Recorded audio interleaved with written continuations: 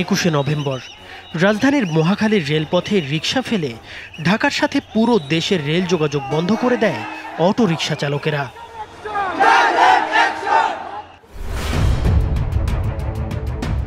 এছাড়া আগারগাঁও, নাখালপাড়া, বছিলা, গাবতলী, মোহাম্মদপুর সহ রাজধানীর বিভিন্ন এলাকায় রাস্তা অবরোধ করার কারণে বন্ধ হয়েছিল সমস্ত যান চলাচল। চরম ভোগান্তি পোহাতে হয়েছে রাজধানীবাসীকে। গতকালও ঢাকার বিভিন্ন এলাকায় সড়ক অবরোধ করে বিক্ষোভ করেছেন তারা। সম্প্রতি ঢাকা মহানগর এলাকায় ৩ দিনের মধ্যে ব্যাটারি চালিত রিকশা বন্ধে হাইকোর্ট নির্দেশ দেওয়ার পর ৩ দিন পেরিয়ে গেলেও বন্ধ হয়নি রিকশা চলাচল। উল্টো ৭ দিনের মধ্যে আদালতের দেওয়া নির্দেশ পুনর্বিবেচনা সহ লাইসেন্স ও রুট পারমিট দিয়ে নীতিমালা সুরাহা করতে হবে বলে হুঁশিয়ারি দিয়েছে রিকশা, ব্যাটারি রিকশা, ভ্যান ও ইজি বাইক চালক সংগ্রাম পরিষদ। অন্যথায় ৩০ নভেম্বর ঢাকার ব্যাটারি চালিত রিকশা চালকদের সঙ্গে সংহতি জানিয়ে দেশের ৬৪ জেলায় সমাবেশ করবে সংগঠনটি। ৩০ তারিখ আমাদের শ্রমিকরা সংগ্রাম পরিষদের নেতৃত্বে সারা দেশে ঢাকার আন্দোলনরত শ্রমিকদের সাথে সংহতি জানিয়ে সমাবেশ করবে। রিকশা চালকদের এই আন্দোলন আসলে অনেক আগের। সর্বশেষ গত মে মাসে শেখ হাসিনার সরকারের আমলে ঢাকায় ব্যাটারি চালিত রিকশা নিষিদ্ধের কথা জানান তৎকালীন সড়ক পরিবহন ও সেতুমন্ত্রী ওবায়দুল কাদের। তবে রিকশা চালকদের আন্দোলনের মুখে সেই সিদ্ধান্ত থেকে ফিরে আসে আওয়ামী লীগ সরকার।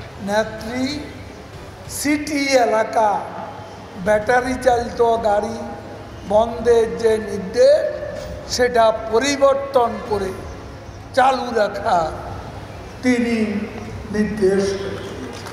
এরপর থেকেই ঢাকার রাস্তায় অনিয়ন্ত্রিতভাবে চলতে থাকে ব্যাটারি চালিত রিকশাগুলো। গত ৫ই আগস্ট সরকার পতনের পর তা আরও বেশি অনিয়ন্ত্রিত হয়ে পড়ে। লাখ লাখ রিকশা দাপিয়ে বেড়াচ্ছে শহর জুড়ে। বিশেষজ্ঞদের ধারণা, ঢাকায় অন্তত ১২ লাখ প্যাডেল চালিত রিকশা রয়েছে। অবৈধ অটোরিকশা রয়েছে আরও ৬ থেকে ৭ লাখের মতো। এসব রিকশা দৌড়াতে সড়কে তৈরি হচ্ছে বিশৃঙ্খলা। এত সংখ্যক রিকশা নিয়ন্ত্রণ করতেও হিমশিম খাচ্ছে ঢাকার ট্রাফিক বিভাগ। ধারণা অনুসারে শুধু ঢাকায় অন্তত ২২ লাখ রিকশা চালক রয়েছে। এছাড়া রিকশার যন্ত্রপাতি বিক্রি, কারিগর, মালিক মিলিয়ে বিপুল সংখ্যক মানুষের জীবন ও জীবিকা রিকশার ওপর নির্ভরশীল। ওই যে ৫টা ৬টা পেট বাপ মা আছে, এবার খিলান লাগে। এটা যদি বন্ধ করে তবে আমরা চলুম কি করে? অনেক মানুষ আগে চিন্তায় চুরি ডাকাতি করতো, এখন এটা বন্ধ হয়েছে কারণ এই অটো চালায়। বর্তমান বৈদ্যুতিক মোটর এবং স্বয়ংক্রিয় যানবাহনের যুগে প্যাডেল চালিত রিকশা একটি অনুপযুক্ত এবং অমানবিক যান। কিছু দেশে শৌখিন বা ঐতিহ্যের কারণে পায়ে ঠেলার রিকশা থাকলেও কোনো দেশের রাজধানী শহরেই বাংলাদেশের মতো এত রিকশা নেই। অনেকেই ঢাকাকে রিকশার শহর বলে থাকে। আবার ব্যাটারি চালিত রিকশাও অনিরাপদ এবং দুর্ঘটনার জন্য দায়ী। অন্যদিকে রাজধানীর রাস্তায় যানজটের জন্য রিকশার দায়ও এড়ানো যায় না। আবার রিকশার রাজধানীর সব শ্রেণীর মানুষেরই প্রিয় এবং উপযোগী পরিবহন। বলা হয়ে থাকে রিকশা চালকেরা অশিক্ষিত, রাস্তার নিয়মকানুন জানে না বা মানে না, তাদের জন্য রাস্তায় যানজট লেগে থাকে। এ কথা অস্বীকার করার উপায় নাই যে রিকশার জন্য যানজট বাড়ে। তবে তা যে শুধু রিকশার ক্ষেত্রেই প্রযোজ্য তা নয়, কারণ রাজধানীতে ব্যক্তিগত গাড়ির কারণেও তীব্র যানজট হয়। নিয়ম বা আইন না মানার প্রবণতা শুধু রিকশা চালকদের নয়, দেখা যায় বাংলাদেশের প্রায় সব শ্রেণীর মানুষেরই আইন মানার প্রবণতা কম। ফেসবুকে তরুণ কবি ও সঙ্গীতশিল্পী তাহমিদ চৌধুরী লিখেছেন, গরিবদের জন্য কোনো ডিজাইন নেই, সমাধান নেই। তার জন্য আছে উচ্ছেদ, হামলা, রাইফেল ভর্তি বারুদ আর ভয়। অন্যদিকে প্রভুর চেয়ে বিত্তবান, ক্ষমতাধর বড়লোকদের সঙ্গেই সব আলাপ, আলোচনা, কম্প্রোমাইজ আর সুউচ্চ এক্সপ্রেসওয়ে। ব্যাটারি চালিত রিকশা চালকদের আন্দোলন প্রসঙ্গে এর চেয়ে স্পষ্ট, সরাসরি ও যৌক্তিক বক্তব্য আর কি হতে পারে? বৈদ্যুতিক মোটর, স্বয়ংক্রিয় যানবাহন এবং উন্নত পরিবহন ব্যবস্থার আবিষ্কার মানুষের কষ্ট কমিয়েছে এবং যাতায়াতকে সহজ ও দ্রুততর করেছে। কিন্তু বাংলাদেশে এখনও পায়ে চালিত রিকশা গণপরিবহন হিসেবে ব্যাপকভাবে ব্যবহৃত হয়। পায়ে চালিত রিকশা একজন চালকের জন্য অত্যন্ত পরিশ্রমসাধ্য। ঘন্টার পর ঘন্টা যাত্রী বহনের জন্য প্যাডেল চালাতে হয়, যা চালকের শরীরে মারাত্মক প্রভাব ফেলে। বিশেষ করে পায়ের জয়েন্টের লিগামেন্টের ওপর চাপ পড়ে এবং ধীরে ধীরে লিগামেন্ট ক্ষয় হতে শুরু করে। এছাড়াও দীর্ঘ সময় ধরে ভারী পরিশ্রমের কারণে পিঠের ব্যথা, কোমরের সমস্যা সহ নানান শারীরিক জটিলতা তৈরি হয়। এমনকি বয়স্ক রিকশা চালকদের জন্য এই যানবাহন চালানো প্রায় অসহনীয় হয়ে দাঁড়ায়।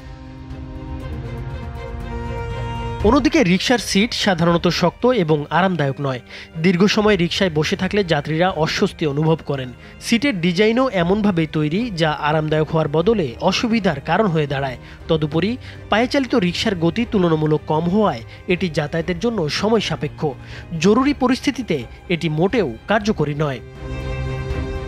রিকশা চালকদের যৌক্তিক দাবি নিয়ে সামাজিক মাধ্যমে মজাও করা হয়েছে অনেক। কেউ কেউ রিকশা লীগ বলে তকমাও দিয়েছে তাদের, কিন্তু সমস্যাটিকে গুরুত্বের সঙ্গে কেউ দেখছে বলে মনে হয় না। ব্যাটারি রিকশার চলাচল বন্ধে আদালতের নির্দেশনার পর যে আন্দোলন চলছে তাতে সড়ক অবরোধ, রেলপথ অবরোধ এবং পুলিশের সঙ্গে সংঘর্ষ হয়েছে বারবার। কিন্তু জুলাই অভ্যুত্থানে এই রিকশা চালকদের সক্রিয় ভূমিকা আলাদাভাবে লেখা থাকবে। আন্দোলনে স্বৈরাচারের পতন হয়েছে, অথচ এখনও পুরনো পন্থায় অধিকার আদায়ের দাবিতে রাস্তায় নামতে হচ্ছে খেটে খাওয়া এসব মানুষদের। আবার সেই পুরনো পন্থায় আন্দোলনও মোকাবেলা করা হচ্ছে সরকারের পক্ষ থেকে। কয়েক বছর ধরে ব্যাটারি রিকশার ঝুঁকিগুলো নিরসনে কি করা যায়, কিভাবে এই রিকশা আরও যাত্রীবান্ধব ও সড়ক বান্ধব করা যায় তার বহু তত্ত্বগত ও প্রযুক্তিগত আলাপ বিশেষজ্ঞরা করেছেন। পত্রপত্রিকায়ও সেগুলো প্রকাশ পেয়েছে। চীন ও ভারতে ব্যাটারি চালিত রিকশা নিয়ন্ত্রণে কার্যকর নীতিমালা গ্রহণ করা হয়েছে। উন্নত মানের প্রযুক্তি, পরিবেশ বান্ধব ব্যাটারি এবং লাইসেন্সিং প্রক্রিয়ার মাধ্যমে এসব যানবাহনকে শহুরে পরিবহনের গুরুত্বপূর্ণ অংশে পরিণত করা হয়েছে। বাংলাদেশেও এমন নীতিমালা প্রণয়ন করলে এই যানবাহন নিষিদ্ধ না করেই সমস্যার সমাধান করা সম্ভব। ব্যাটারি চালিত রিকশা নিষিদ্ধ করা লাখো মানুষের জীবিকা ও পরিবহন ব্যবস্থায় বিপর্যয় আনতে পারে। সরকারকে দায়িত্বশীল নীতিমালা প্রণয়ন করতে হবে, যা পরিবেশ ও মানুষের জীবন রক্ষা করবে। উন্নত প্রযুক্তি ও আর্থসামাজিক বাস্তবতা বিবেচনায় নিয়ে সমস্যার টেকসই সমাধান খুঁজতে হবে সরকারকে। এদিকে ব্যাটারি চালিত রিকশা চলাচল বন্ধে হাইকোর্টের আদেশের বিরুদ্ধে আপিলের সিদ্ধান্ত নিয়েছে রাষ্ট্রপক্ষ। ডেপুটি অ্যাটর্নি জেনারেল নূর মোহাম্মদ আজমি জানিয়েছেন, আবেদনের প্রস্তুতি চলছে। নাইমুর হোসেন, মাছরাঙ্গা টেলিভিশন।